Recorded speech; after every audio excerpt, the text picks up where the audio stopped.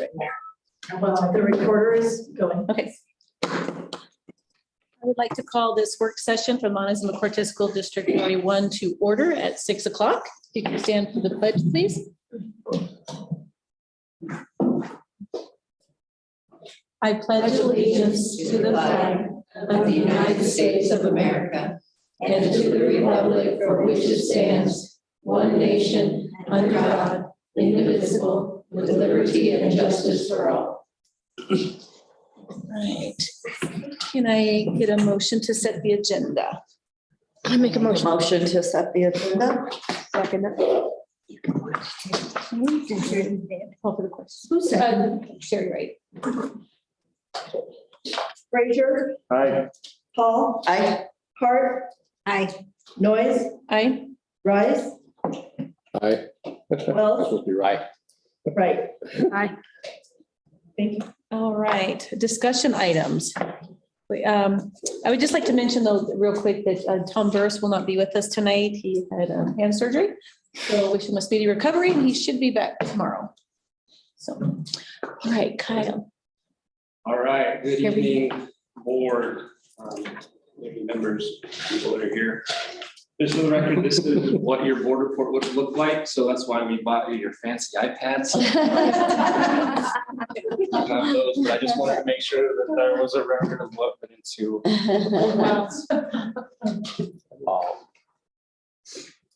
All right, so we'll get started with the first presentation. I have these two things for that's all This is a culmination of a long time if we go back to when the first facility master plan was made for the district.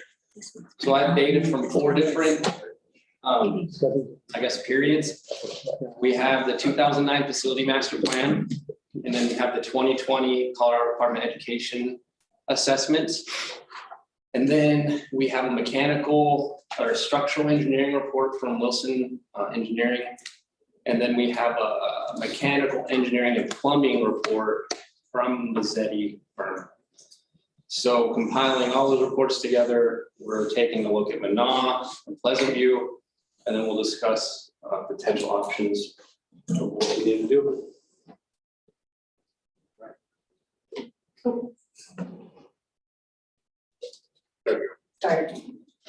Okay, so Minot Pleasant View facility reviews. Again, we're going to go over overview Minot. We'll go over the summary of those reports I just mentioned, which were all the reports that I gave to Deb. Then we'll do the same thing on Pleasant View, and then we'll discuss some moving forward steps. So Minot, this is an overview as of 2022. So what does it cost to operate Minot? About $1.7 million between operations and salaries. If you break that down between the number of students they currently have in the building, it's about $7,400 per student. Again, current number of staff, we have 42. Number of students, 229 based on the October count that we had. So it's an official number that varies day to day, but that's the number we get budgeted on.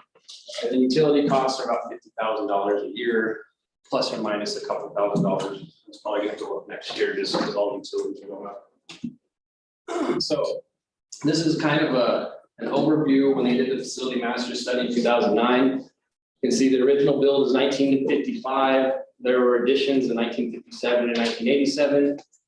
The current enrollment at that time in 2009 was 343. So we're down essentially 110 kids from when this study was taken. Based on this assessment, they said the capacity of the building was 387 kids and the square footage was 40,625 feet. And the square footage between all the assessments were different. They all range between 36,000 and 40,000 square feet. So I'm not exactly sure how they all did their calculations, but that's that. So from the facilities master plan, or the facility master study that was done in 2009, one of the summaries they provide is what are some things that need to be replaced now and what would that cost be? So this was in 2009. They mentioned the hand guardrails needed to be installed, remove wire, glass, doors, windows, electrical fire upgrades, replace windows, bathrooms, the south canopy, add a gym. what was it, art rooms, and so this was in 2009, they're saying to add some spaces. A fire sprinkler system, which it doesn't have, replace domestic plumbing. Currently the water is orange, it would not. Upgrade the playgrounds, which is, we've been having the discussion about what that's gonna look like if we have another opportunity with some other grants. Some parking concerns on the northwest and northeast corner. There was some reasoning to purchase additional acreage behind. But again, that was 2009, and I'm not exactly sure what the purpose was. Asbestos removal. The install new ventilation system, replace mechanical supply piping, install new air conditioning, install fire sprinkler system, and remodel organized classrooms. So this was 2009. Their total estimate for all those repairs was $5.5 million. I just, for numbers' sake, added 30% to that. And it would be about $7 million to do all of that. And I still think that's a low estimate to what today's prices would be. And none of that's been done.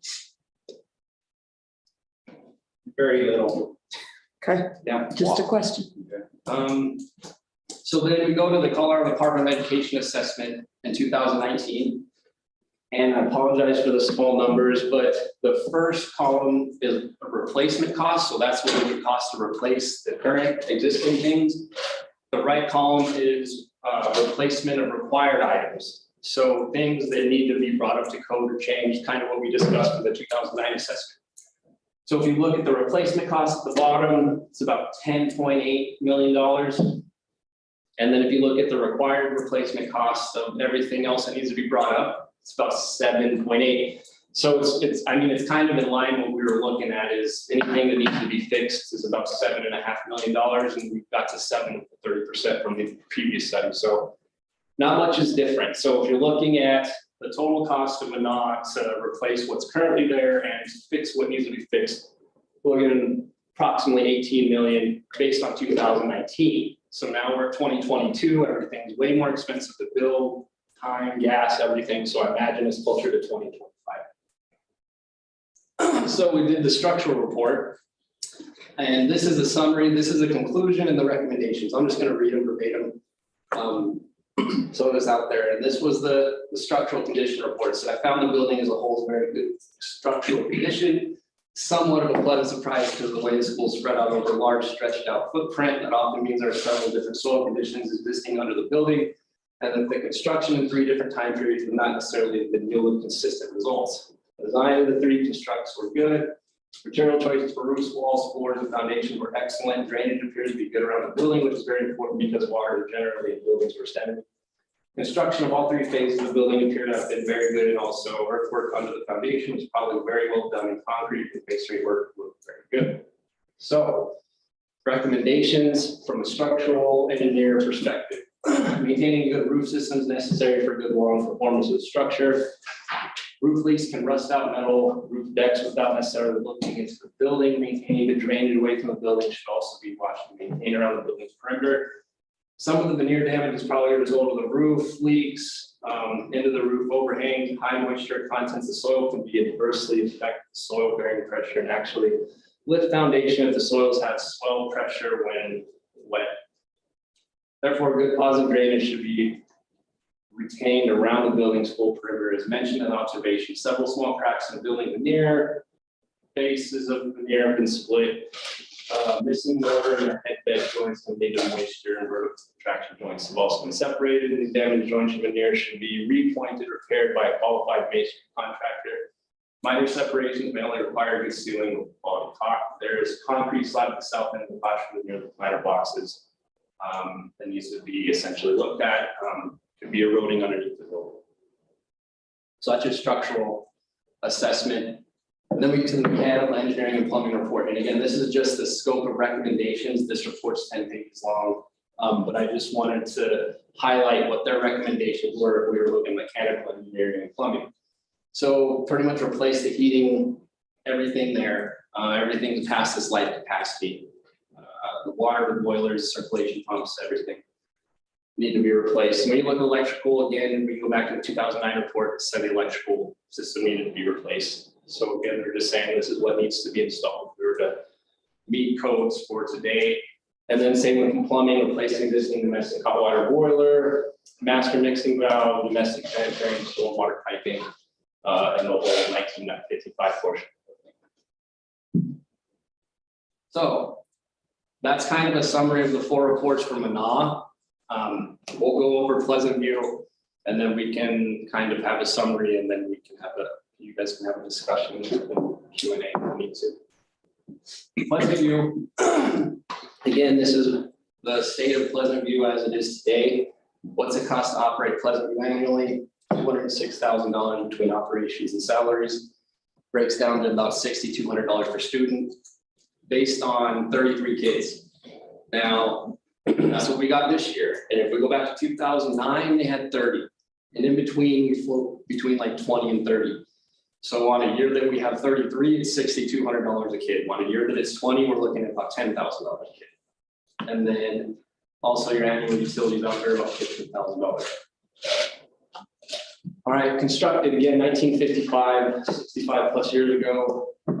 Enrollment in 2009 was actually 32, I apologize, not 30. Capacity of the building at that time was estimated at 96. And it's a little over 8,000 square feet.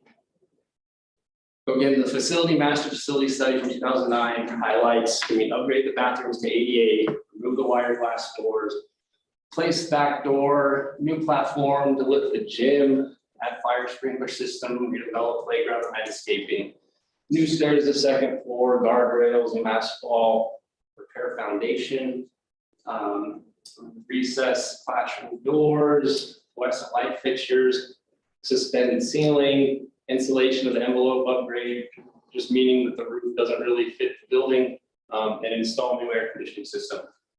2009 estimated cost for $800,000, again 30%, a little over $1 million.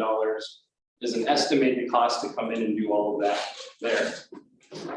Now, if we look at the Colorado Department of Education review in 2019, again, replacement cost is the first column.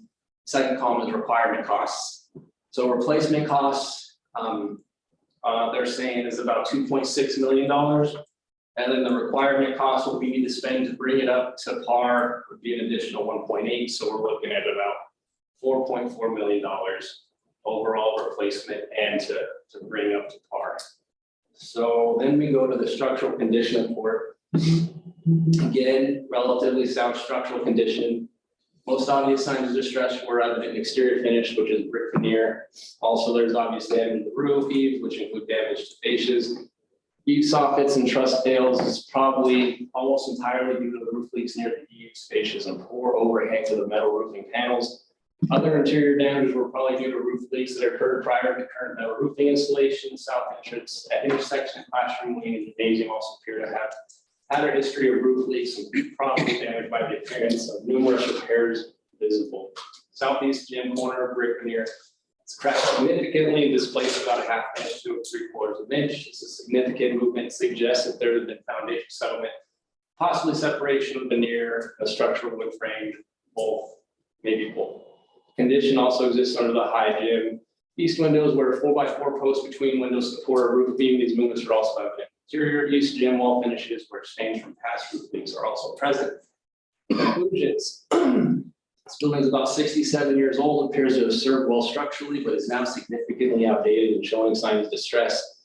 Almost every aspect of the building is likely to be out of compliance with current design laws and most building code requirements. The classroom wing appears to be the most sound.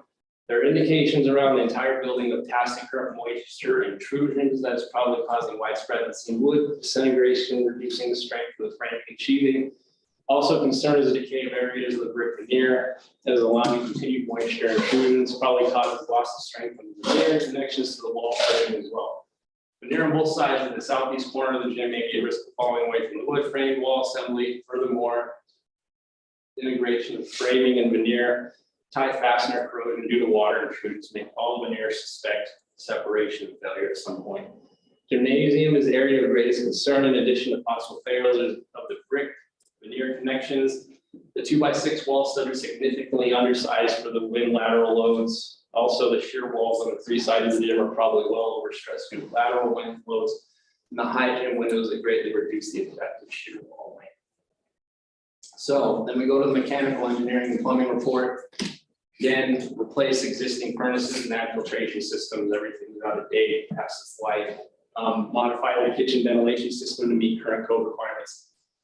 That sounds like an easy fix, but there's lots of pieces tied to having to do that. There's lots of other things that need to be fixed to fix just that part of it. Again, upgrade electrical utility, we could say that for every building we have in a sense. We're to the point where they were built in the 50s. We have computers, cell phones, everything plugged in now, which they didn't have or even think of back then. So everything gets tripped out. And then plumbing, replace water heater, propane gas regulators. Again, suggestions to bring it up to code. So now we get to the moving forward part. So just as a FYI, there's an international group that studies school construction costs across the United States. They did some studies in Colorado in 2019.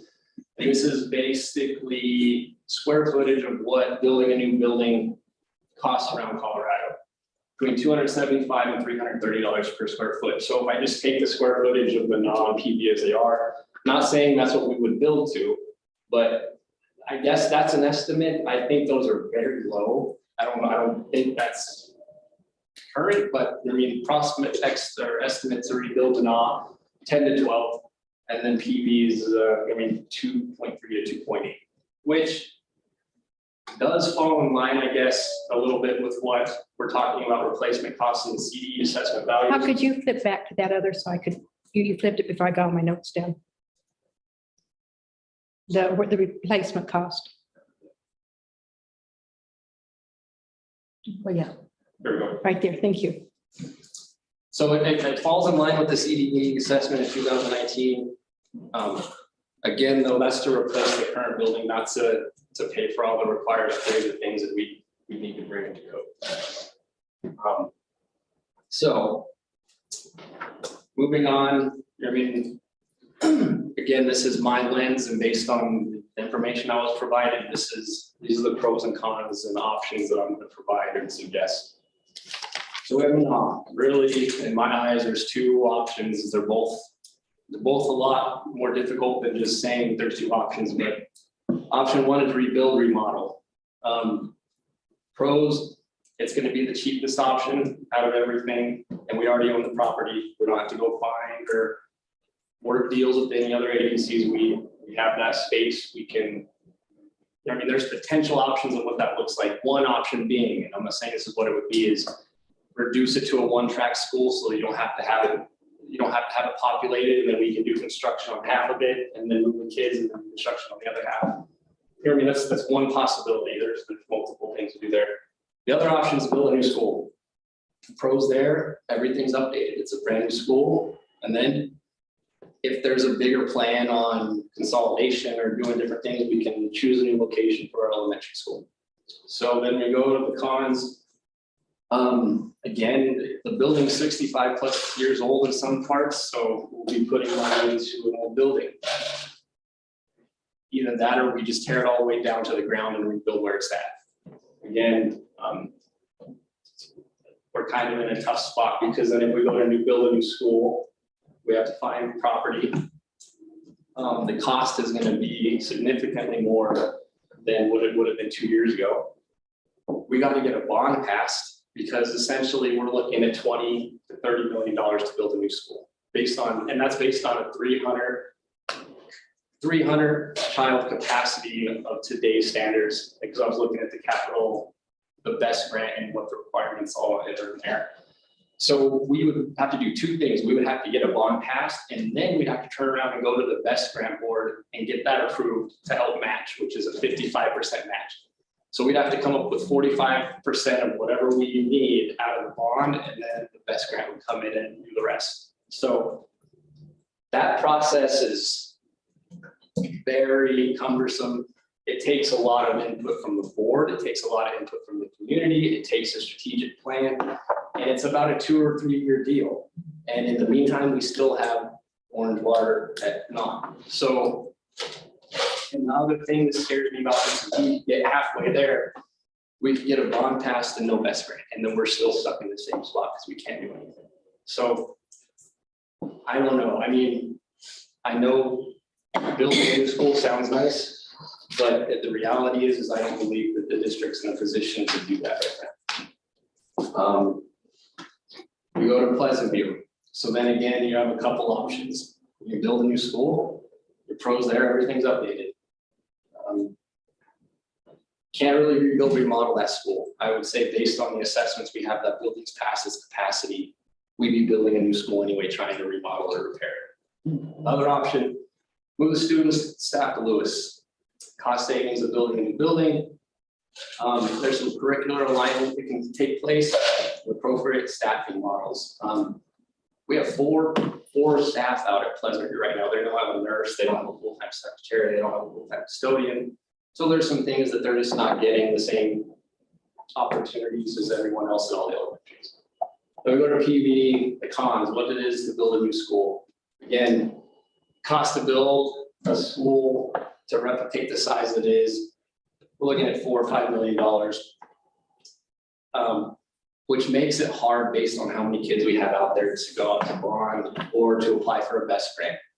They're gonna look at how many kids are there, they're gonna look at the distance of Lewis, and they're gonna say, we're not gonna spend our money. I'm assuming, I mean, it's a long shot, but I wouldn't assume that they're gonna spend their money on something when we have a more cost-effective option in our own backyard.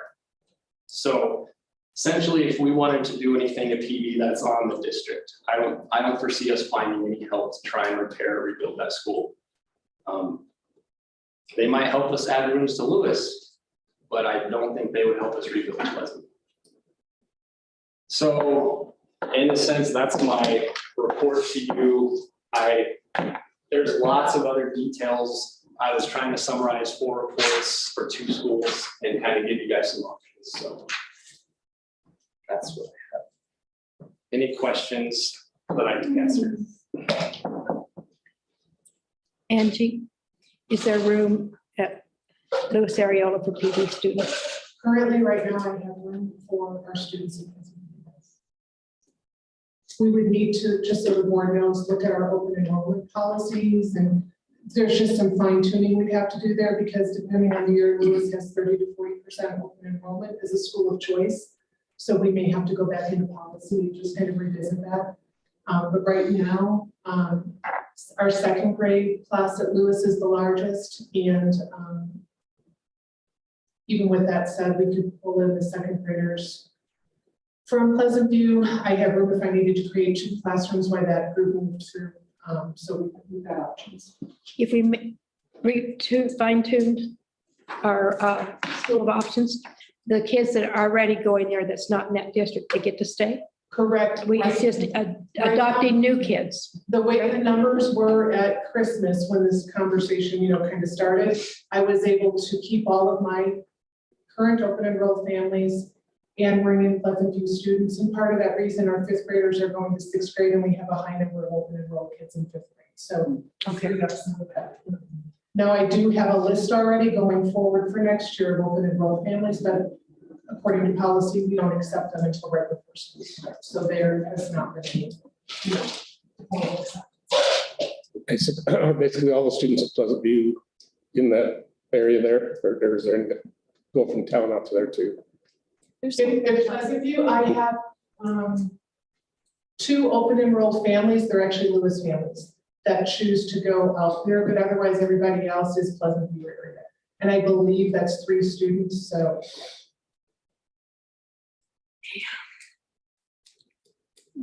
Okay. I think one of the biggest things as far as the north side there around Lewis and stuff is I think that's where we're going to see a lot of our growth in the next years, north of town. So I think we definitely need to plan on that and plan accordingly as far as enrollment that's going to be out there. So if we moved PV to Lewis Ariola, then we would have to be thinking about building on to Lewis Ariola I in would 2 think. years.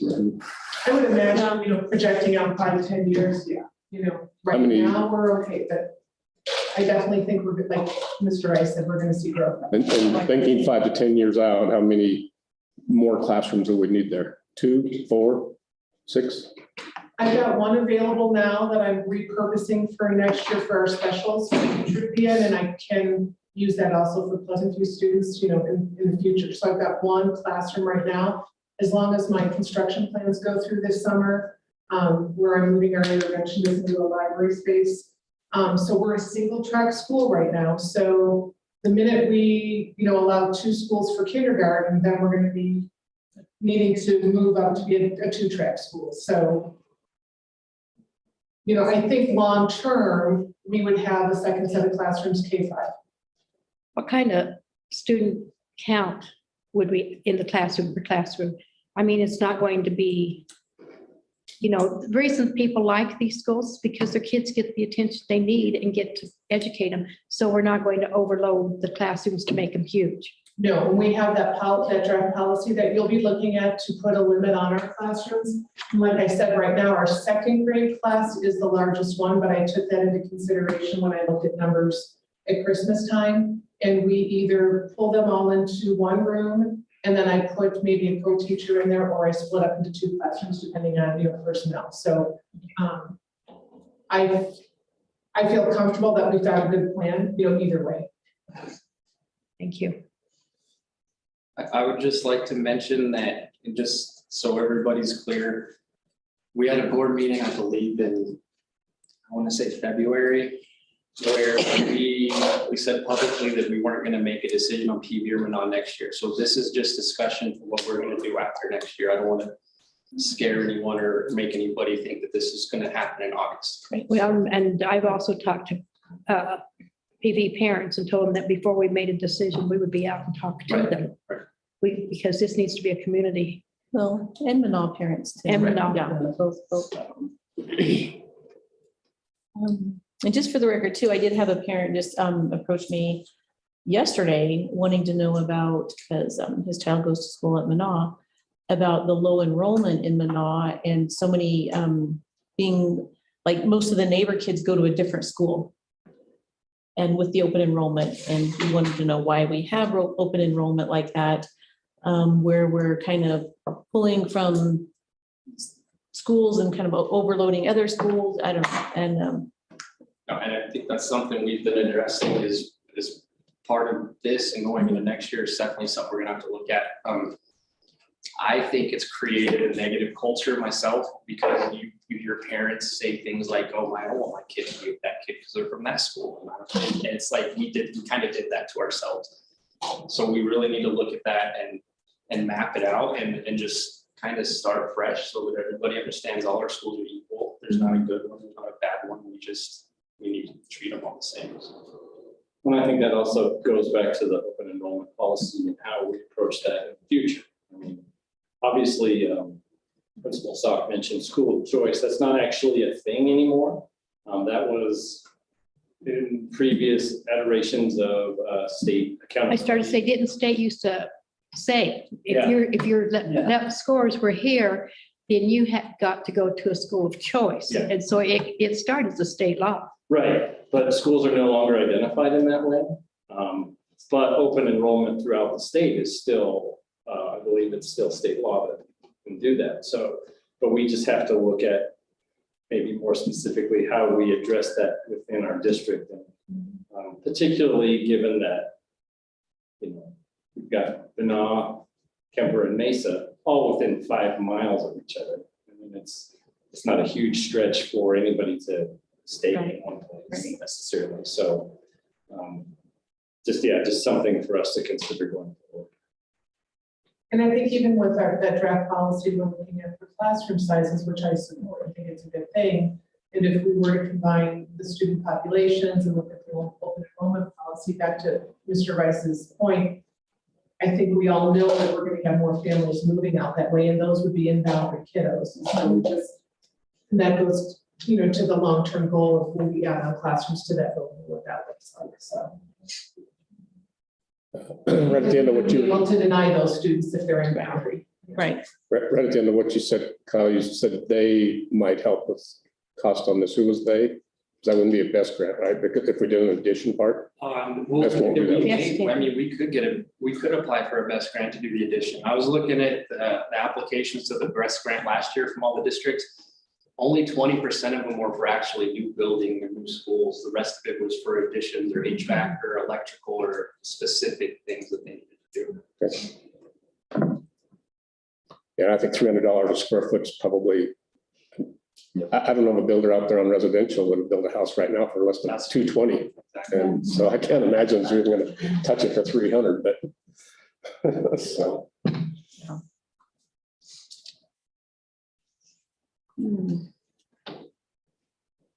If we don't do anything for another, we're talking at least another year down the road, then of your list of things there from an PV, what do we have to get done I would say. this year to take care of it, the cost? Well, I think we'd want to come up with we might not make any moves for a year, but I think we should have a plan so that we don't put money into them and then decide that we're not going to keep them. So for instance, if we decided that the best option is to keep Manah, then we would just start knocking things off that we needed to do there and plan around it accordingly there. PV, I mean, if the plan is to keep it, then we start looking at, I think the most important things are ADA and security. And then we go, I say that because once we start doing those other things, then it's a huge cost that we really can't bear just as the district itself. We decide we're gonna move those kids to Lewis, then again, I would address the security part most definitely. And then as things came up, but I would really prepare to start putting probably money into Lewis in preparation for them over there. If we decided to build a new school or build and not do it or whatever the case may be, then I would address the most basic safety needs at Manah to make sure that at least all the rooms have water that's not from the faucet, that we're making sure that all the safety, the asphalt and everything is good on the outside, but I wouldn't waste money on that building in particular. If I knew we were getting rid of it. My biggest fear is that we don't come to a conclusion and then I will just have to start putting money into those buildings, not knowing what the future holds. And it could be a waste, but not a waste, but maybe something we could have spent it somewhere else. Ray, is it possible to fix the water so it's not orange, put a new filter system in it or something like that? Over at Manah, the plumbing was redone throughout the building because they have the crawl space underneath. The problem is it's still galvanized in the brick wall. Oh, So they just put a dielectric unit in there. So you go from galvanized or from copper to galvanized. But the rust is coming in between the wall section. So everything's still. it's gonna be orange no matter what. A filter system won't help. The same way. It doesn't use all galvanized pipes. So eventually what's gonna happen, doesn't use is the pipe is just gonna close shut. And you won't have any water. But especially with it not having any activity during the summer months, is whenever corrosion takes place internally. So, Dries out, yeah. so what it doesn't do, like literally, you just go out there midsummer, nobody there, pipe around for like a minute to 2 minutes for it to clear out. Hot water heater, it's hard on hot water heater because they get trash out with corrosion that takes place internally. So the only thing like with all probably the surface mounts, but the lines coming in would be mounted to the wall. You can see them. The best thing to do. There's a little bit down in Kemper. It's up the restroom.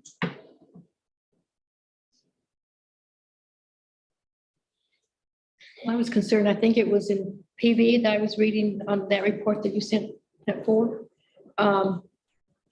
That the pipe is closed in one of the commodes in a restroom where they can't use the restroom. Yeah, it's getting pretty, the plumbing side of it's getting pretty bad as well, because it's on the septic system. There again, we've been having a lot of issues out there this year. It seems like it's been out there probably once or twice a week. One thing that we look at on our side, we gotta take it whatever we can out there to do the job, because going back and forth, Can't do it, yeah, it's not. can't do it, so Cost effective. there's sometimes we have to make 2 trips out there because we don't know that stuff. Of course, the way fuel prices are, it's kind of, sometimes you put 80 miles on pretty quick. Mhm. If I've done it, I've had to do a couple of repairs back in the day. Hopefully, get all the information from the school to find out what's wrong, when you take what you can out of it, so that way you can try to fix what's wrong. But the plumbing has been a definite issue this year for some reason. And I don't know if it's a student that's like flushing certain things down there. It's hard to say, but a septic system is a little bit different than sanitation district here in town. Right. I guess, just real quick, one thing to look at in Lewis, if the kid were to go there, if I'm not mistaken, the electrical's already been updated, so it take probably more building structures added on to that main building. Doesn't mean it's gonna require only electrical setup, but we know those around quite a bit. So Lewis has been done, that HVAC system.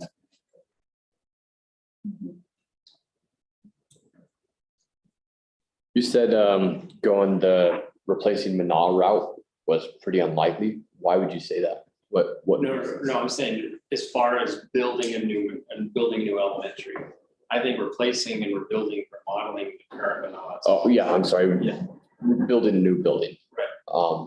Because of what I said, one, you really have to have a good partnership with your community. And right now, I don't know if we're in the best position to go out and get that vote. Because not only do we have to get the bond passed, we have to get the best grant approved for both. We have to do both of those things to get a school built. And then then it's 18 months, 2 years before it gets built. Right? You're talking a process, and it's a year before we can even apply for the best grant again. I've seen it. It's a lot of work to try and build a new school, and everything has to just line up. And I just, based on what I've seen and the information I have, I personally think it'd be kind of a waste of our time in our current environment to try and do that right now. So that's likely not really a And that's valid just my option. opinion. I mean, it's not that that's not an option. It's just, it's a lot of work. Yeah, I've done it before. It's I, a lot of yeah, And if you don't. and I have to agree with Kyle. I really do. And if you don't I do it don't- right, then you just did a lot of work and no one appreciates it. And a lot of money, because it takes a lot of money to get out and do that. I'm a couple of $100,000. Katie and Robert, is there room in your schools to adopt Mana? I have 4 rooms available, but that would take all my interventionists and put in the closets. So, That's not healthy. yeah. Is there room to build onto those schools anymore? I mean, do we have any more? Mesa, maybe, I don't know about Kemper. Katie, do you think- have any room? So we are currently at 340 and typical years were about 370. So you have enough for 30 kids. We're in the same one forever. We already have staff. I do have one open classroom this year. Yeah, the way we were even kind of looking at it, and I mentioned it earlier, is even if we just left one track at Manon, then try to move those other kids to Mesa and Kemper, if max out Mesa and Kemper just to do that based on the past numbers. Well, Rogers School, you know what I'm talking about? What's it, New Wings, Yes. the building, New Wings? I go back a long time. Is that big enough to adopt Manon? Not for the whole class, but maybe a tier 1? It's like 2 classes. Yeah. Is that all? That's about all you can put in that. 2 classes. building. If even, Yeah. there's no lunchroom, so they use that front class. When it was New Wings, we used that front class to, put tables down for lunch. Yeah. Well, You could maybe put 1 kindergarten There is classroom that in there. back room What about- that They put on, so they're actually. what about putting this into a grade school? Be back in the same boat. There's no AC here, the roof needs to be repaired. We don't have anywhere to go for admin, so that's another cost for us to find somewhere else to go. Offices in the, We could go in the basement. yeah. There's a building out back. I have a lot of. You know, I don't know. Does the high school have any extra room for admin? You know, I mean, we've got to think outside the box, you guys. We don't have the money to build a new school. And so we're going to have to explore everything. And I know I'm just throwing really weird ideas out there, We're gonna have, but we're going to have to think outside the box. and that's, I think, really maybe even something that we can take to the community, because maybe they have something we haven't thought of. Maybe they are seeing it from a different lens and they can suggest something too. Maybe they have a building that they're willing to Yeah. help us out with. And I know that this is, I'm just gonna say it, I know it's water under the bridge and we can't do anything, but my concern is that we've let this, especially PV, go to this extent and did nothing from a 2009 report. Mhm. And I realize that none of us had anything to do with that. I, as a mother, as a grandmother, the safety of those 34 kids out there and the 299 kids at Manon, I personally take that on my shoulders. And that's As a very board. sad. It's And their health. I, God forbid if anything happened. I think that we need to look at doing something. I know we told the community we wouldn't do anything next year, But we may have, but to go out. I don't think I could sleep knowing that that those two buildings are in such disarray that they are a safety issue and we've done nothing about it. I sit here and that makes me sick to my stomach. Well, not only just these two schools, but how long before our other schools are gonna be in the same That's right. situation, same boat? I mean, it could be a lot sooner than. Ray, do you want to give us an estimate? You know, it varies. I worry about campers on to the old pipe for the boiler system. It's the original stuff. Oh, So, you know, back in the 50s. 55. And same thing, everything original as far as the boiler side. As far as the roof, same thing. Camper gonna need some roof replacement there soon. Base is gonna get done this summer. And then over at, I'm hoping it's gonna make another year on some of it. That's one of those things where we just, it's an expensive thing, and if. Well, obviously, we've got to get our capital under control. I think that we're going to need to go do some community talks and see if they can come up with something, maybe get a focus group, 2 or 3, and start going forward. We're going to have to. There's got to be somebody out there that's got a solution. And even though there's 7 of us, we're not the community. But I agree with Stacy. I don't know that I can wait another year. Well, we gotta look at the years of our buildings too, you know. Yeah. Oh, yeah. 70 years old. Oh, yeah, 50s. This one here alone is 70 years old. As far as the energy efficiency side of it, it's not there. I think we burn a lot. So with that said, actually. Yeah, we can. I mean, Look yeah. at this. There was a bill passed last year that goes into effect next year. We have 3 buildings on a state list that are over 50,000 square feet. And if they don't meet certain green energy requirements in the following year, I don't know if it's an action plan or we start getting fined, but we have no chance. It's the high school, the middle school. The high school should be okay. And that's what I'm saying, the high school is gonna be all right. It's Yeah. the other schools I'm concerned about in that aspect because of the age of their buildings, so. Just to your point though, even the state's wanting everything to be on that level, so. You better be willing to cough up some money to help us. So. Well. I think it's gonna be focus group time. I don't know.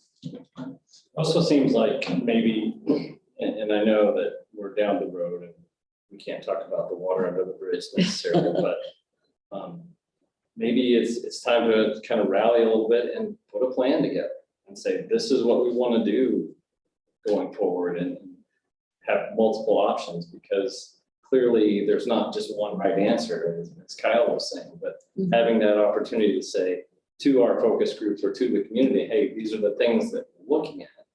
It may not necessarily be the exact fit, given your input, but this is what we have to accomplish.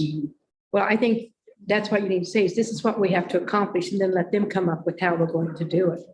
We have to educate these students and their buildings are not safe. How are we going to do it? And shame on us for letting it get this bad. I'm the only one that's on the board that's been here forever, but I think, you know, I know that I've asked several times about the buildings and I've always been told, Ray's taking care of it, don't worry about it. well, and I So think, there you are, I think under the bridge. Well, and he has been for And he the best has. that he can. right, He's been doing everything he can. Have made the lifespan of these buildings an extra 20. And that's what I read in this report is that it's because of the upkeep Right. that maintenance has done is the only reason they're still standing. So, They are one phone call away, and I can tell you whenever I've had problems in either of those buildings this year, they're out right away, so. yeah, they are phenomenal. I have to be the first one to agree with that. And after reading those reports, I know. Well, No, looking back at a 2009 report, to be honest with you, I was here, I did walk around at the time with the engineers that showed up, the structural, everyone. And they were amazed that they were still, you know, at that working order, looking at buildings that were probably about the same age that were indemnified. The good news is I was not on the board in 2009. So, and after seeing the reports, very minimal stuff was done to a lot of the schools at the time. And I don't know why, it's just we bring it. For instance, whenever I started, we had roofs on chapter 0 plan years and years to get replaced. We were monitoring them. But now we're in a situation where we need it because we wait too long. So Right. That's essentially why we had to do the insurance claims, because we wouldn't have been able to pay for them ourselves, but even our insurance was like, these have to be replaced. Yeah. So, And the insurance company actually did a roof assessment and they gave us a pretty general idea of when these things started taking that budget over now to get these done. Yeah, and that's when I say we need a 5-year plan so that we know what we're going to do each year. We're going to re-roof this school, we're going to replace flooring in this school, and this school. Yeah, we would have to do that. I think we need to look at 5 or 10 years and come up with that plan as to what we think the district is going to look like and then start backing into that. And there's some things that are going to have to be expedited quicker though, like maybe Pleasant View or whatever. But I think we need to look at where we want to be or, you know, as a district in 10 years, do we want to have 2 elementary schools that are bigger? I don't know. Maybe whatever. one. Or 1, yeah, maybe 1. And I can And tell, then start backing into that and figuring out how are we How going we're to get to gonna do that point. and it makes So, our job tremendously easier. We have a plan that we can just refer to. So that when things come up, we can remind everyone that we agreed on the plan and this might be outside of the plan and we have to stick to the plan. Because right now, it's whatever is the most fire that we need to put out right now. So, That's not a fun. yeah, and Kyle's right. I mean, I was through the whole process at the high school. I mean, that's not a fast process. I mean, no, it's No, it's not. not. it takes a long time and to get to that. And so if we're going to do something like that, we've got to start working toward that. So we need to decide, do we want a two elementaries or 1 elementary? I think that's. And then, something- and we need, if we do that, then it gives us something to move forward to. This is what are we going to do to accomplish this? How much money do we need to set aside each year? And and talk to the community, will you back us if we do this? And then we start reaching out to the state, we reach out to our regional facilities manager and we start letting them know what the plan is. And then they can help us start setting that motion. So our timelines align for the best grant application to get elections if we do bonds and they help us through that whole process. So that when we get up there, it's not a brand new thing to them. And the board members of that board have an idea of what we've been doing to get here. We didn't just show up and then we have this plan and then they're like, oh, we don't really know Montezuma-Cortez School District. And we So don't get it. we need to have a long-term goal, but what are we going to do short-term? That's what I'm saying. Some of those things are gonna have to be expedited Yeah. short term, like maybe Pleasant View or whatever, Yeah. I mean, but we Yeah, still but need. maybe in Manal, we've got to Plan. figure out, I can't have our kids unsafe. and given this is just a work session, I think maybe we just mull over this the next couple of weeks and then make some, whatever you guys propose or whatever the next steps are gonna be, whether that's going out and getting input or whatever. Great. Yeah, put it I out in said the community and whenever I walked with those guys, it was Lee. I don't know if you guys remember Lee Paul said, Yeah. we want to be the assessment, the engineer, but one of the guys, he was from Texas, I believe, mentioned that he couldn't understand why we had 3 elementaries and a 3-mile radius in this town. Because normally where you did a lot of the assessment, you know, like in the big cities, Mhm. I mean, they were like 1 elementary covered like 4-mile radius. Right.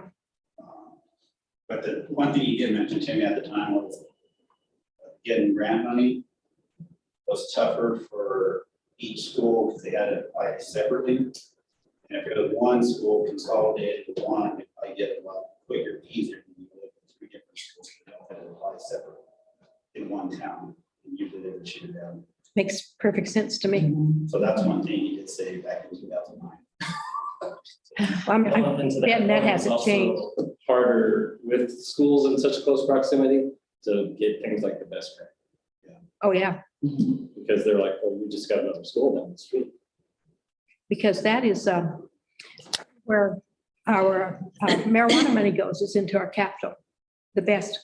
Right, it So- supports some of that. Because everybody asks what we do with all of our marijuana money, and we don't get it. It goes to, I had a Capitals. conversation with a lady last night, and to my understanding, what we make on the revenue in the city goes all to the city. The district doesn't see any of the marijuana tax revenue from the county or anything. But in the best grant, it does support technology builds. So if Right. we wanted to build technology centers and computer centers on the gas, that's where the majority of that marijuana money goes for education. So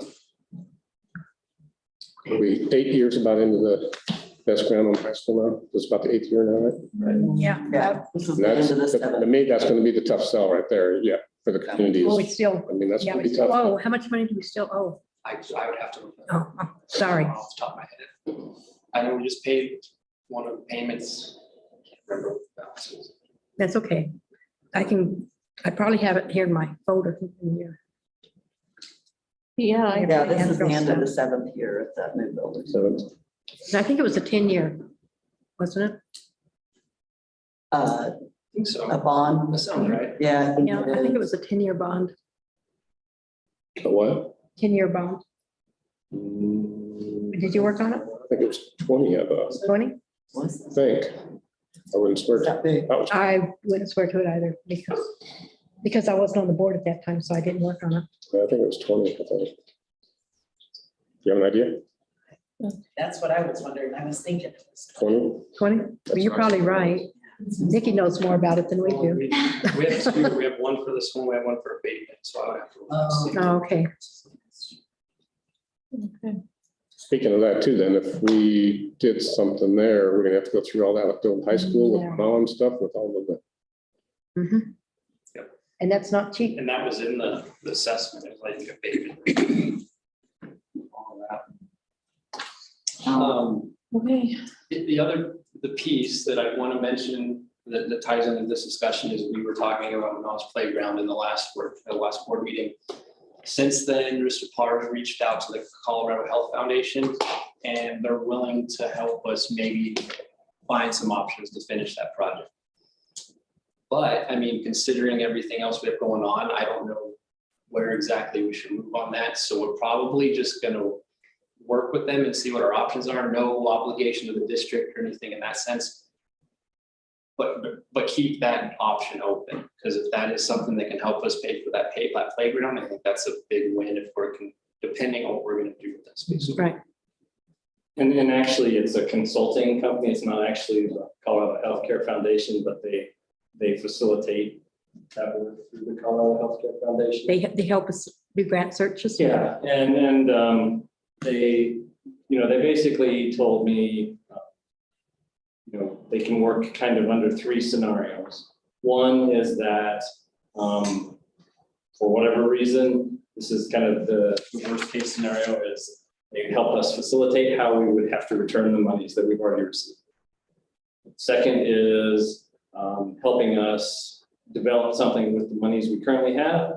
Or the third scenario was being able to find more donors, grantors, i.e. the Colorado Health Foundation, to add to that project. So those are the three scenarios that they're looking at to help support us through this.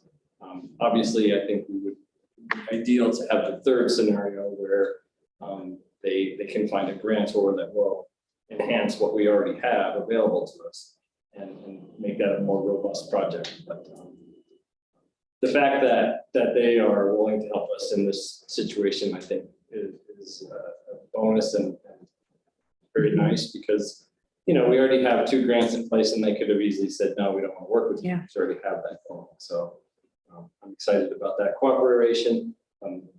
It is the same people that helped us through the Lewis and middle school projects. So they're very familiar with us and they like having their footprint here in Southwest Colorado.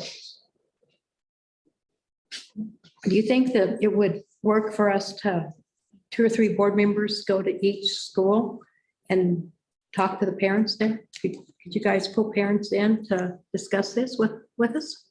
And then, Just my opinion, I think it would as long as you had parameters and it wasn't just a free for all. no, Yeah. if no, you- we'd have an agenda that we would follow. I think that's a good idea. And then find out what they think and then go to the community, business people.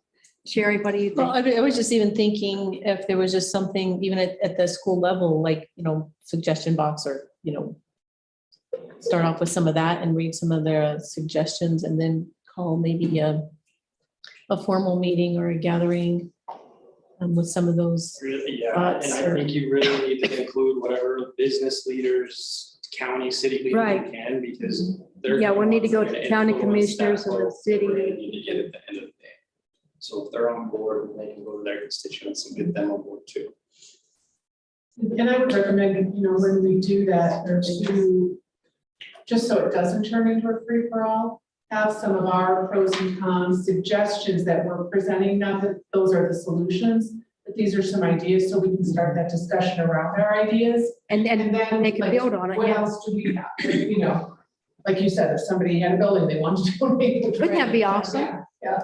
Property. But I think we need to have a little focus before we go to those community meetings, so, you know, we can generate some ideas and have that conversation around those.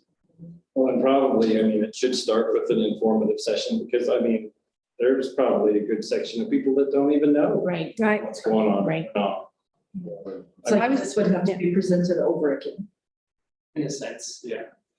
Maybe some tweaks or. You know, I was just concerned that it would be pulling parents, you guys be working overtime through the summer.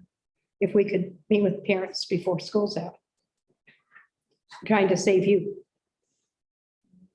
I will be working this summer. You all will be, I know, but you see what I'm saying is that, And thank you, but for me and my specific situation there, if the board is going to reconsider making a change for next year, you know, then we'd have to get going on that now, because Absolutely. I do have some plans in place, and so and again, I have a plan B, but we can't make that decision. I wouldn't recommend making it in July. You know, I'd want families to know Oh, yeah.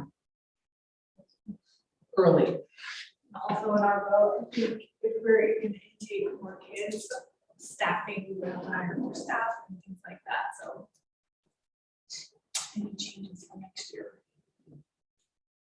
I mean, we can carry this discussion to our next board meeting, but I mean, I don't know.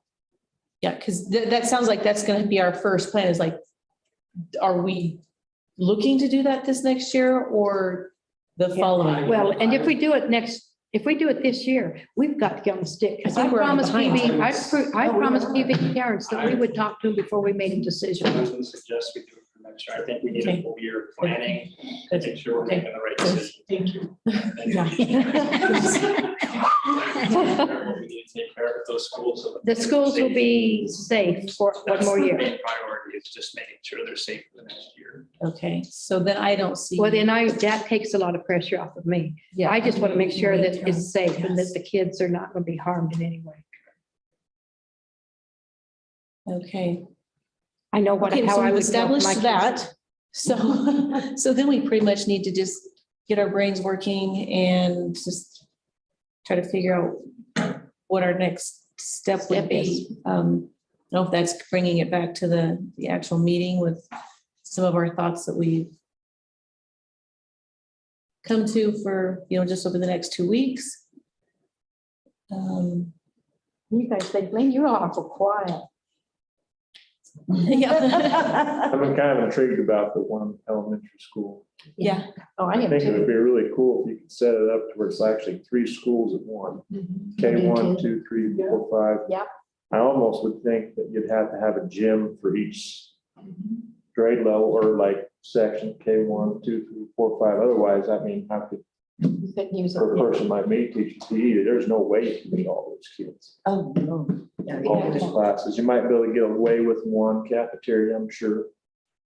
Yeah, you do Large staggered one. lunches, yeah. You could do it that way. But, no, I'm just What's the saying. largest class you would recommend for a PE class? I mean, if you were to combine a couple. I should tell you the truth, the big ones are the best. Yeah, okay. 28. That's big. I mean, that would be not too big, not too small. That's 20. the ideal size.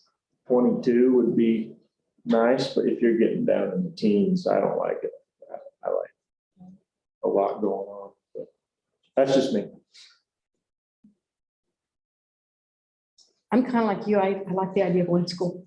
But the different pods, Yeah, and that would be phenomenal. Yeah. Do pods. K1, 2 section or K1 section. 2, that 3, helps with 4, our 5. transportation and Yeah. other things as well. And then you could, you don't have your administrators or your principals for each level. Yeah, have dean of students. So these are the things that are things we can think about. You guys are perking up back there. It's exciting to think about. Yeah. It would unify us for sure. Yeah. On the maintenance side of it, it's like this. Don't even want to hear. Yeah, you're gonna have a new building, one area.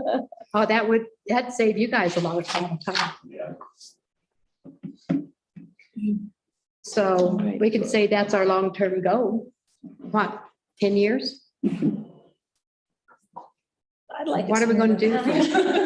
What are we going to do for the safety of our kids for 10 years?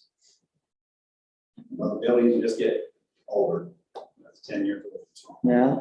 It's not gonna get any better. But yeah, I think educating the community and our businesses and about where we're at, our dire situation, and seeing some numbers, some facts, and bringing reality to a lot of it. And get it to where we're technology, we're green and meet state standards. Oh my gosh, wouldn't that And if we be? can just keep the focus on moving forward and not looking at what we didn't do, because we can't fix things. Yeah, we can't fix it. It's water under the That's bridge. the way to go about it.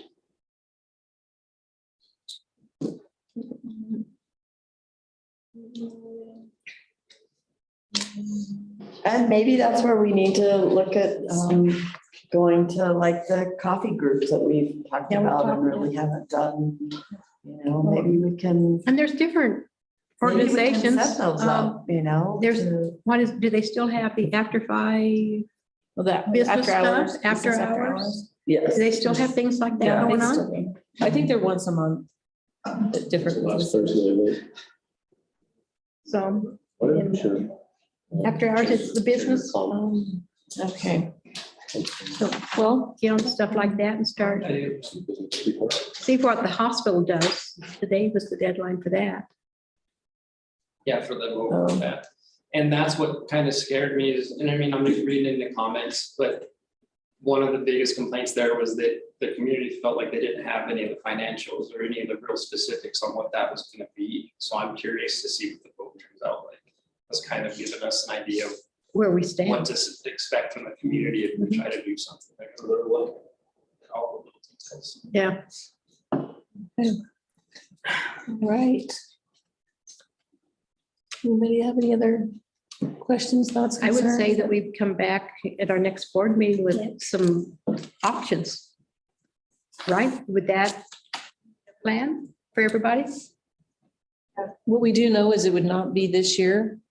So that gives us some thinking time and some time to really Community time. pound our brains and Come up with some options. get some things going. Okay. Okay. All right. Well, do you want, you ready to move on to the next one? Okay. So I apologize, I kind of jumped the gun on this. Nope. What we put out a bid for this project for engineer design and HVAC for Wilson and Beach Street. And the initial bid, we didn't get any respondents, so we had to rebid it and we changed dates. And the closing date for this now is actually May 18th. So I can't really discuss anything until that bid's officially closed. Okay. Do you have any bids? We do in one. Okay. Is there anything you wanted to add to that, Ray? I mean, we'll discuss it when I bring the bid proposal to you guys. But that'll even be after our next meeting. Right. So.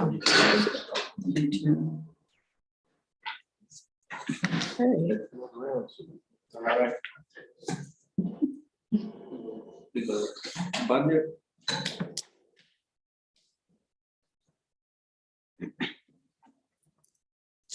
Right, so on to the next item, preliminary budget proposals for school year 22-23. So I gave this same presentation last night to the district accountability committee. Just so FYI, Sophie's, it's out there already.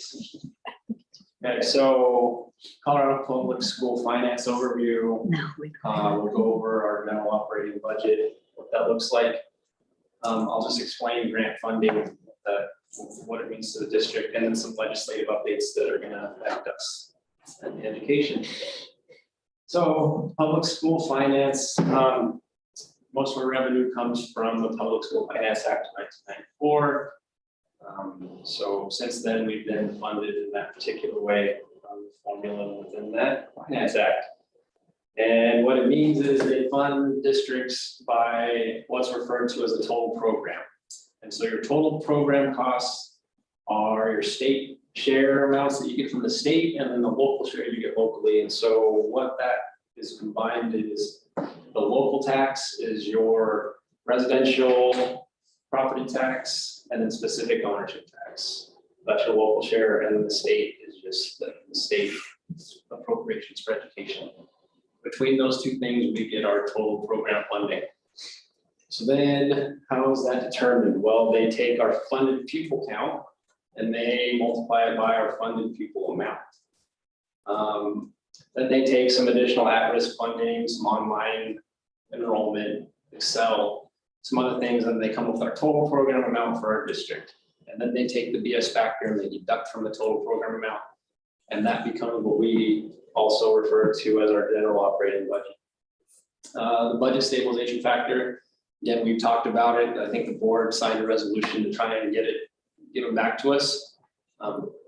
In 2009, 2010 is when it was created. Due to the Great Recession and economic downturn, that put pressure on the state's budget. They came up with this stabilization factor, which essentially is the state's way to balance their budget. Off the back of our school off the kids. back of education, essentially. If we go back to when it was created in 2009 to last year, we've lost approximately $29.3 million if you take every year that the budget stabilization factor was applied to us. So the funded pupil count, every October, the state takes a snapshot, and there are specific days in October when teachers take enrollment, or they take attendance. And then that gets reported to Mark, Mark sends it to the state, and then that becomes what legislation and the state funds us off of. So that number is essentially what they're using up there when they do these calculations for how much money we're gonna get. So that's why it's very important for students to attend school in October, because what happens most of the time is, for one reason or another, either kids are there or they're not, and then the rest of the year we have more kids in the class. And so we're essentially funded on a certain amount, but we're actually having more because those kids didn't attend on a day that they didn't count. So That's why it's important to campaign and remind people to show up on those dates in October. Don't they have makeup days? I believe so in November, but I'm not, Mark knows more about it than I do. Well, there's actually There's like a span of years. It's a window. I mean, because if you have if a student has a flu, I really don't want them in school. Right. So, All right, so yeah, it's conducted each year in October. Our funded pupil count historical trends, we're going from 2,702 last year is what we were funded at to this year, 2,669. So a drop in about 33 students. The base per pupil funding, what we get per student is adjusted every year. Some different factors. One of those factors is the inflation rate. And so last year, the rate they used was 3.5%. Or I mean, I apologize, the rate they're using for this year's budget is 3.5%. So some other factors, cost of living. Essentially, if you live in Aspen, your cost of living is higher than Cortez, so they do some adjustments for that. Some personnel, non-personnel costs. It's really an enrollment factor that they put in there. And the size of the districts, if you're smaller or larger size, you have different costs, and they determine that there's some different calculations for that. So then our base per pupil funding amount, this is historically what is so in here. I mean, as you can see from 2015, we've seen an increase every year. We're going from 85.41 last year to 93.21 this year. That's the latest run. Now, this may change, but I very much doubt it. There's only a few more days in legislation, and it sounds like this is going to be. no, they're talking about putting it on hold. I just got a text. So, Then again, last year, our base per pupil amount was 85.41. This year, 93.21. So essentially, about $780 more per student is what we're looking at this year. This map, what this shows is in 2021, funded per pupil range from 84.89 to 19,000 per student. So if we go back and look at last year, what we were funded, we were at 85.41, and the lowest in the state was 84.89. So we were right there with them. We're just a few dollars over the lowest. And essentially, this is kind of what we're stuck with here. So you can see the county surrounding us. Probably are a little bit more. And the Dolores probably sees a little bit more. Durango definitely does.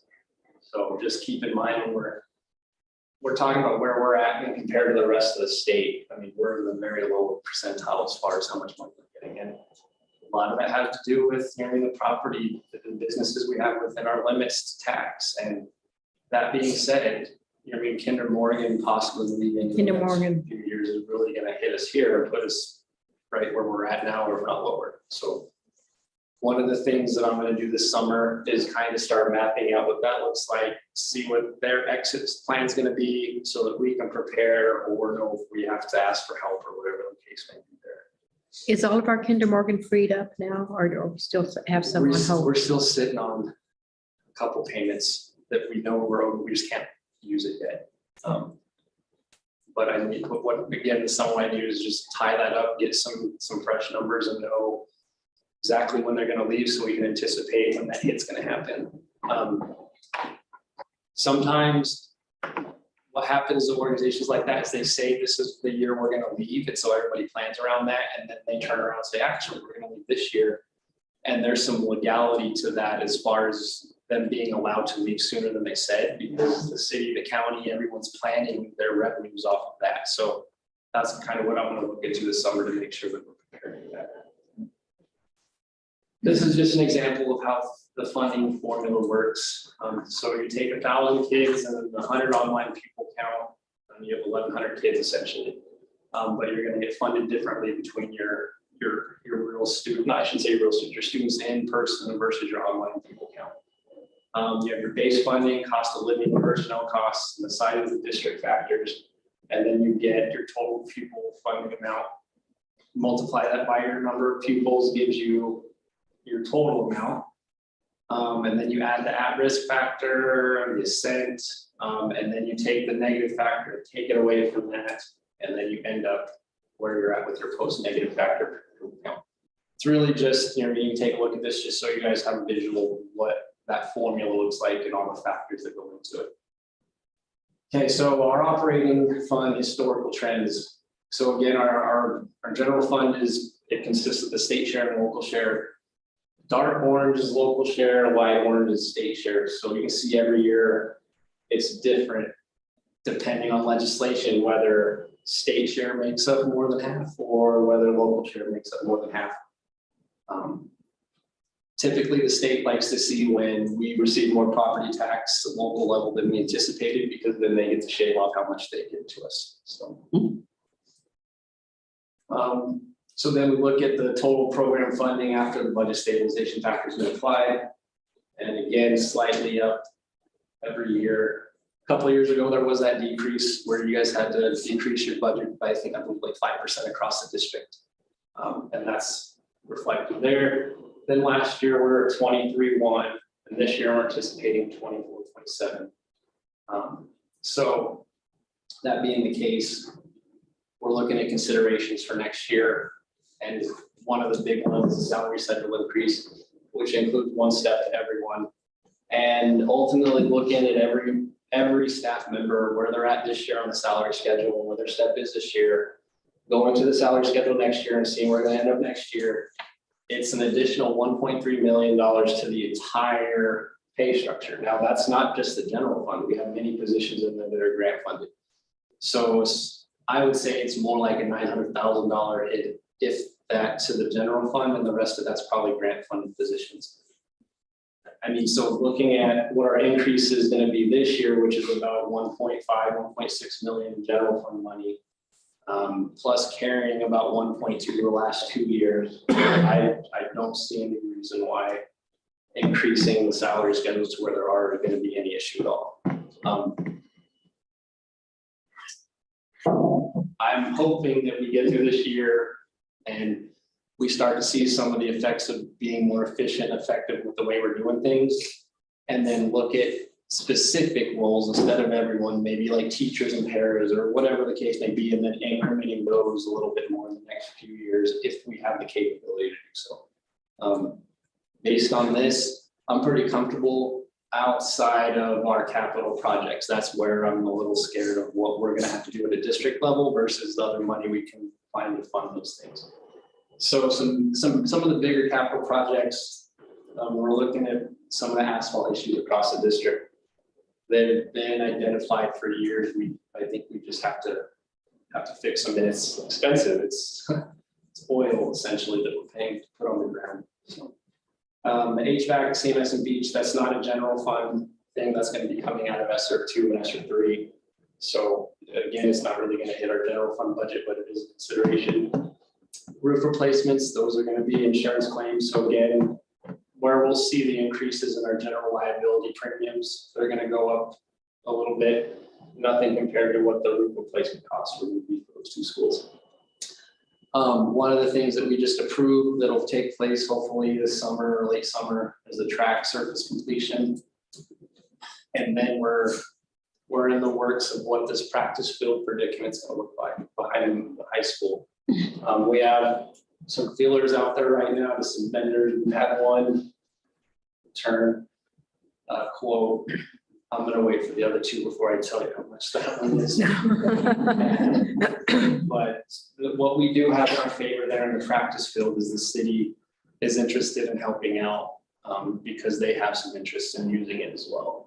So we might be able to get some costs down there. And if we go the artificial turf route, there might be some benefits or some credits out there that will allow us to go from grass to artificial because we're saving water. So there's a lot of moving pieces there, but we're trying.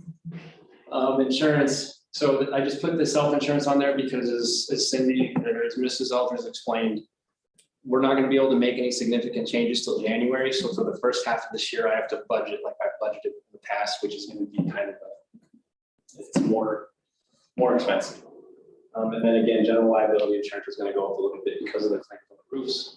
And then utilities, not a huge increase, but we're just gonna see an increase across, we're already seeing increases in some of our utilities, so I'm just expecting that to continue to rise. What about transportation? If we go to a one bus route? Well, where we're at right now is, I have a conference to go to the next few days, and the next week I'll meet with the new transportation director. The idea is that one route, whatever we want to call it, would probably be most likely within the city limits and maybe some of the stuff down south. I don't know if we can get it to a one route out at Lewis and Pleasant View. We're probably still going to have to do some kind of hybrid method to meet the start and end times to make them consistent across all elementaries.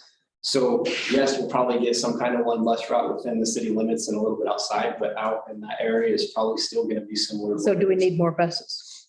I'll have more of that information next week.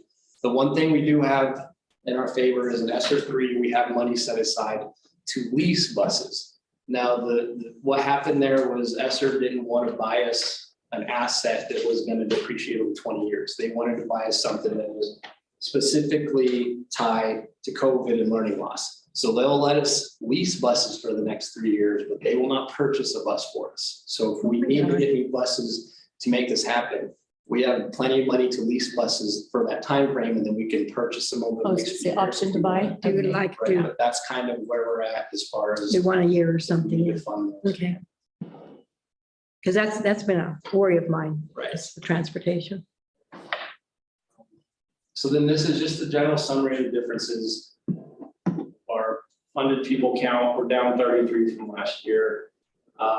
Change in total program after budget stabilization, even going down 33 students, we're still going to see a $1.5 million increase to our federal fund. And again, it's about $780 more per kid. Federal funding. This is just an explanation of kind of what this looks like. So we get federal funding normally 2 different ways, either directly from the federal government or it goes to the state and then it flows through us. Some examples. So impact aid in Title VI.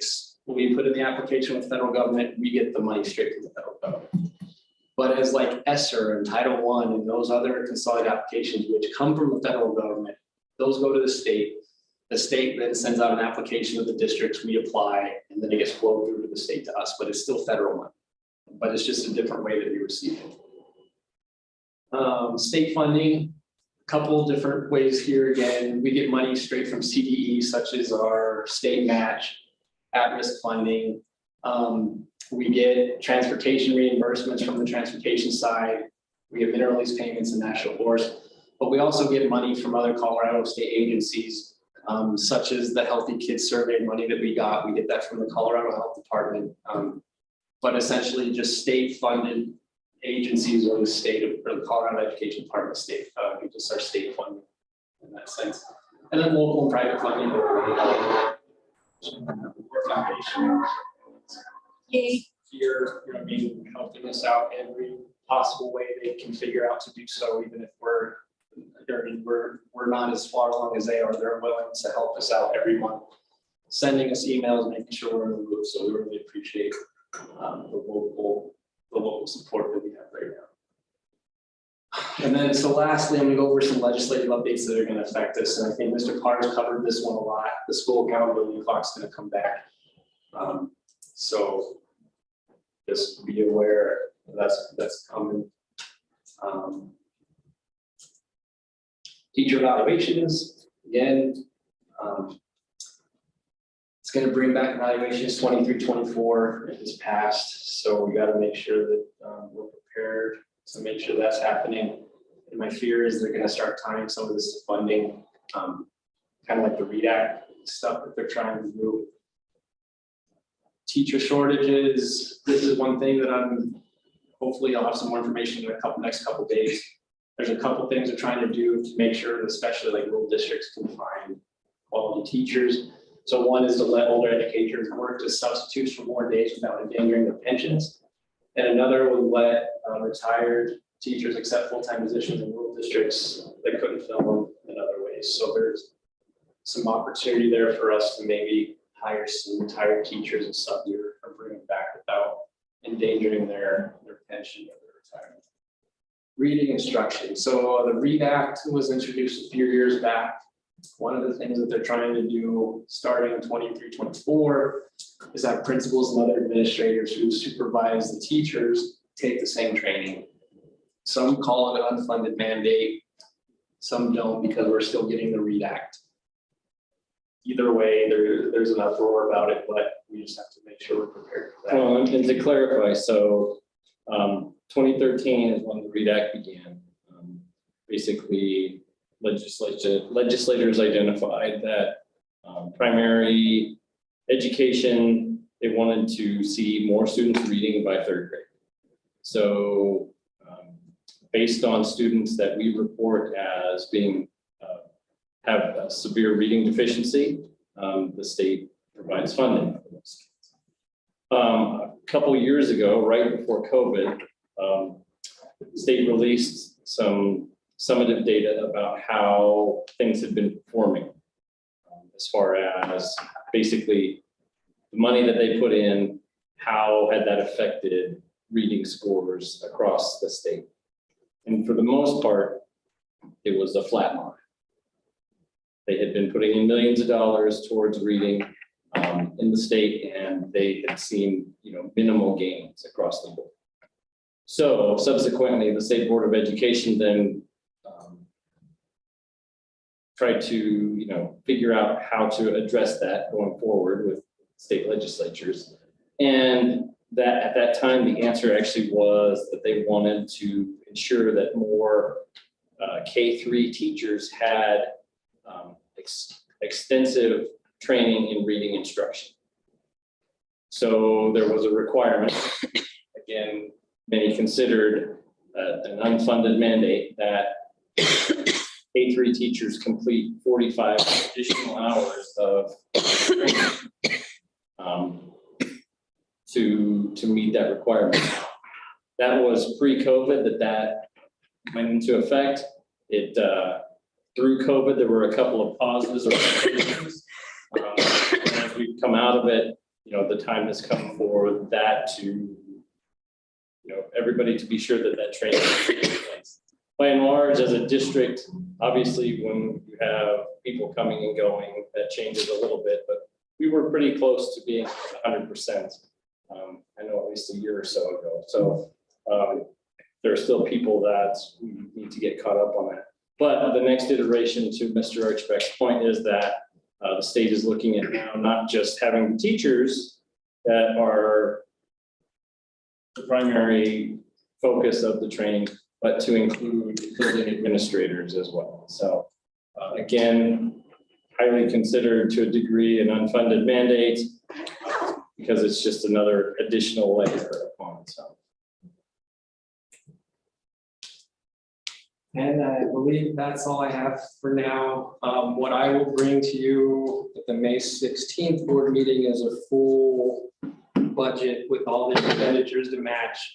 That'll be presented, 30 days to the public for, input, comment, and then in June, I'll bring it to you for approval. Any questions? Okay. No. Can we take a recess?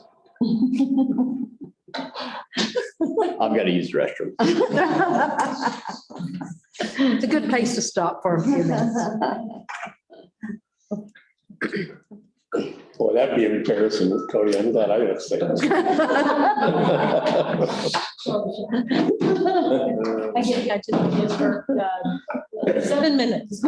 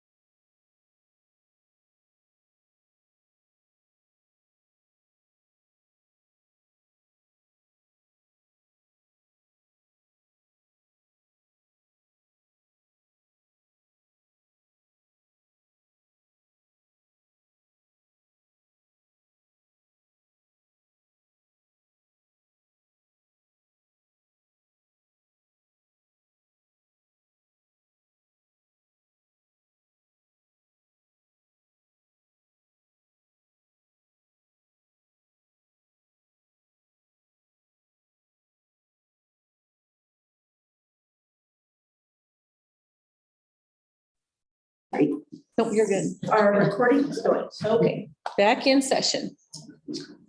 7:37.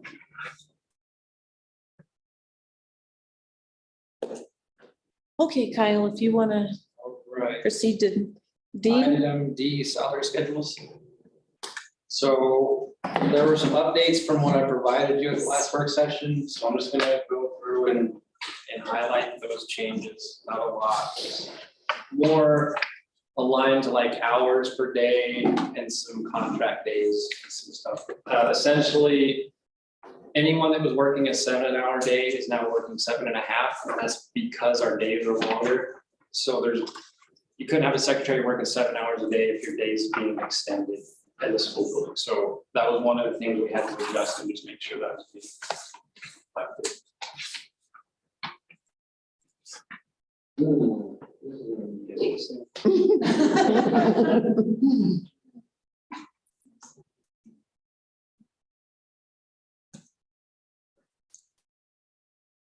All right, so this is just a teacher salary schedule, nothing changed here. We're still good here. This is the second page to the teacher salary schedule.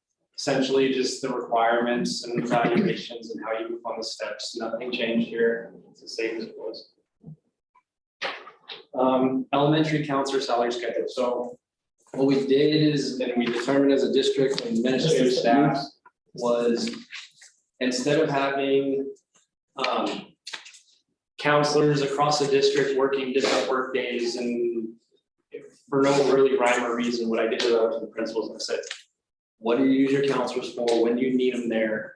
And what's appropriate? Is it 9.5 months, 10 months, 9 months? What makes sense for you as a principal to use your counselor? So elementary principals decided that they could best use their counselors on the same schedule as teachers. So elementary counselors will be the same schedule as teachers. Then we go to secondary, and secondary counselors all decided that they could do the work they needed to do on a 9.5 month calendar, just as long as they had so much time in front and so much time in back, and they needed more in front than they did on the back end. So the principals were all right with it, and so we moved all secondary to a 9.5 months. So that's your secondary counselor salary schedule at 9.5 months. Is it the same as, I mean, I don't have any of this. This is an old one, but I think you gave me that. That's a new schedule from what you gave us last time. Right. Yeah, so. We don't have that salary schedule. And so are these secondary people gonna are they gonna end at the end of school and then come in early at the beginning? So they're gonna come in, I believe like a week and a half or 2 weeks before, and they're gonna stay a week after. Instead of it being the same number of days on the front and the back, it's gonna be a little bit more front loaded in the front and not so much at the end. Principal salary schedule didn't change. Stayed the same. Nurses' salary schedules didn't change. Same. What I provided to you previously. Administrators, the only thing we changed here was we added a director 10-month versus all of them being a 12-month. We have one director in particular that only works a 10-month, and there's no reason for that director to work 12, so we just added another column.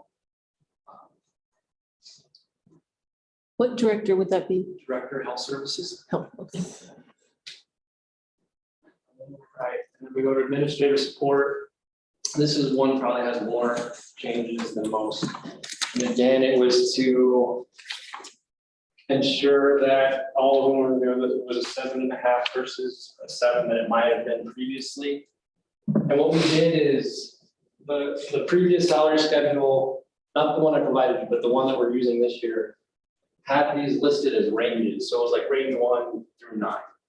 And essentially what was happening is when we hired someone and we didn't know where to stick them, this was the free for all. And so what I wanted to get away from was just naming it a range and actually putting a position and who's tied to that. So what we did is we differentiated. We have secretaries that work 9.5 and 10, and then we have what we're going to call finance secretaries, which are your primary secretaries of the building that are entering purchase orders, keeping track of the budget, making adjustments, doing a little bit more than what your other school secretaries are doing. And previous to this, they were getting essentially a stipend to be that.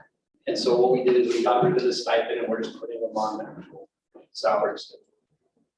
So all the way up to secretary, 11 month, finance 12, I think there's only 1 year and 1 year to actually fall in there. And then this is kind of our, I don't want to say our free for all, but we have a lot of positions that aren't quite administrators, but they're support, their jobs require advanced degrees in some sense, whether that's an A or B or whatever.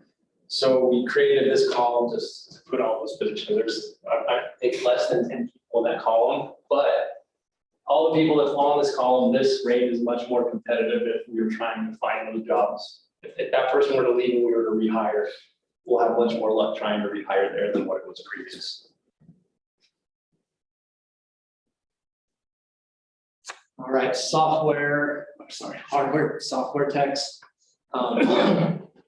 Nothing changed here except we're gonna have both of those columns on a 40-hour work week. They increased a little. I had a miscalculation in what I provided you. So the numbers are different here, but again, this is more in line with being competitive with the surrounding districts than it was previous. And it was just a miscalculation I provided you on the previous one, so we fixed it. Custodial maintenance, plumbers. This is the same as I provided to you previously. No changes here. So what's the difference between a grade 1 and a grade 2? So I'll back up one step. Previous to this, we had grade 1, 2, and 3, and then we had plumber and electrician. And I didn't understand why, because grade 3 there was nobody in grade 3. So I talked to Mr. Burris, and he was here working when this salary schedule was initially developed. And so the idea was that maintenance grade 1 is your person coming off the street, no real experience, no certifications, anything, but they want to be a maintenance worker.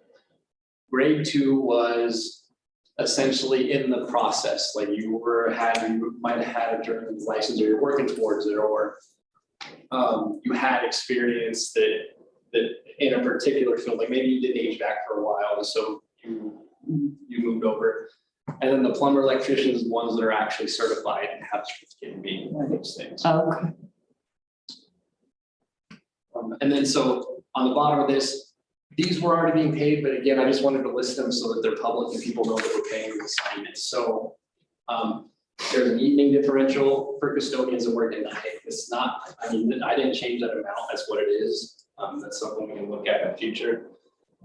There's a welding stipend. I don't believe anybody has it now, but it is available in case someone has welding experience. And then if we need welding, they're like an on-call person to be the welder. Same with backflow prevention, locksmith, and then we have some head custodian stipends at the elementary and the secondary. Just wanted to make sure those were listed. All right, paraprofessional salary schedules. Again, I just want to make sure the hours were updated and reflected accordingly. One of the suggestions I had that helped last year was to put the hourly rate on the paraprofessional salary schedule because of the turnover there. A lot of questions come up when they're getting hired, what their hourly rate is compared to what their contract is. So we just added that to the side. What year are we in on the minimum wage scale? So We're above it. We're above, okay. Yeah, we're gonna be not a lot above, but we're not gonna have to worry about adjusting our salary schedules to meet any union minimum at that point. I think our lowest hourly, if you break anything down, is $13.97. And it's $12.75. Right.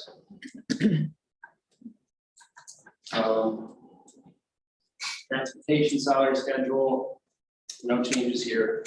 Just wanted to outline what it is. No changes here. Nutrition personnel. Miscellaneous additional pay salary. So I didn't really, I took out some stuff that, like, there was some revised dates from like 2008 that really don't need to be on here. Like, this isn't a policy, right? So it doesn't need to say it was revised at a certain date. All essentially a salary schedule has to say is on the bottom, this is for this year and it was adopted on this date. Because every year you have to re-adopt these. So it doesn't make any sense to put a revision date on these. Okay. One thing I did do though is in the substitute employee where there's that $13.97, as I mentioned, that's the lowest we pay out of anything. So I just wanted to make sure that was reflected here. Before I said minimum wage. So all I did was make it the lowest rate that we pay in the district, which is $13.97.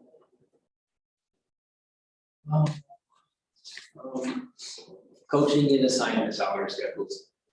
So printed out correctly, I'll also fix that for it. There was some, we were able to increase these.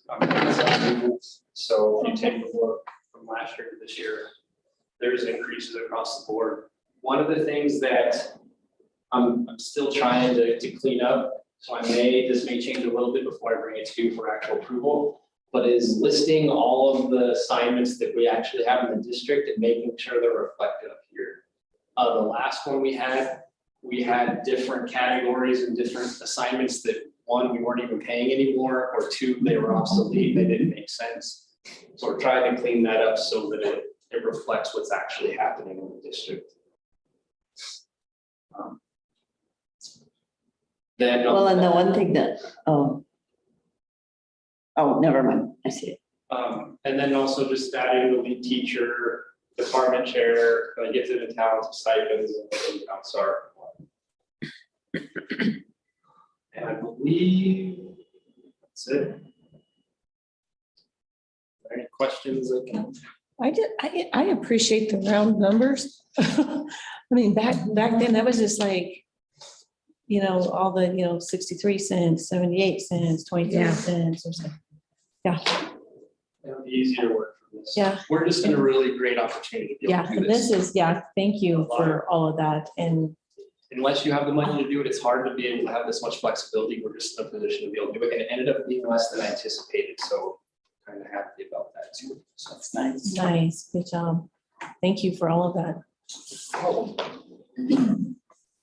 right. Okay.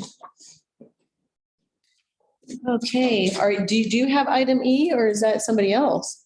Okay, okay. I have an idea of what it's about. Staff holiday party 2022. Okay. I was the one that requested to be put on there. Yep, go right ahead. So the first question is, does the board want to have another holiday party like we had last year? Yeah, I thought it was good. Yeah, I think so. Yeah. Then the next thing is, Ed, can you swing us into the Elks? Sure, get a date in, I'm sure we can. What do you guys think the Elks is okay? Well, my fear is I think it's already booked probably for the holidays.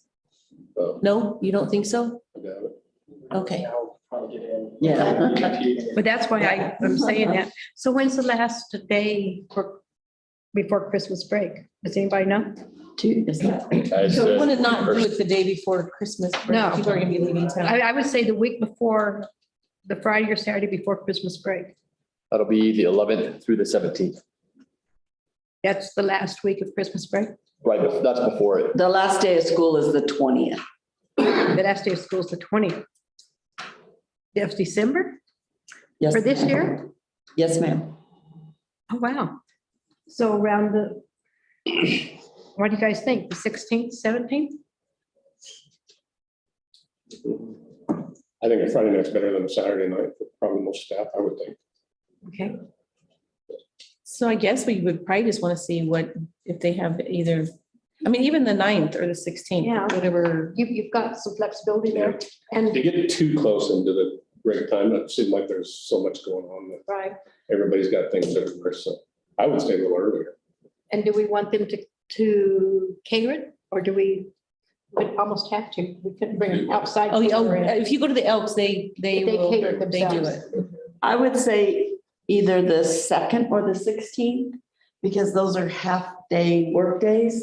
The 9th, the teachers don't have to be there. And so That's they their make, Friday off, so Okay, they that gives them would, a full weekend. yeah, that would give them Yeah, that makes sense. a full weekend. So I would say either the 2nd or the 16th. and as soon as you can find And I that, would go second, my personally. I think 16th is just getting too close to the break and you're gonna have, but Everybody we will has- be in Gatsby that week, that day. Oh, That is Caspi. I mean, you can do it, but Gatsby is the 1st through the 3rd. well, how about if we, they're off on that Friday, how about doing the 8th then instead, Thursday night? Do that.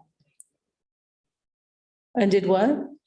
Doing the 8th, Thursday. Oh, gotcha. Oh, I won't be here.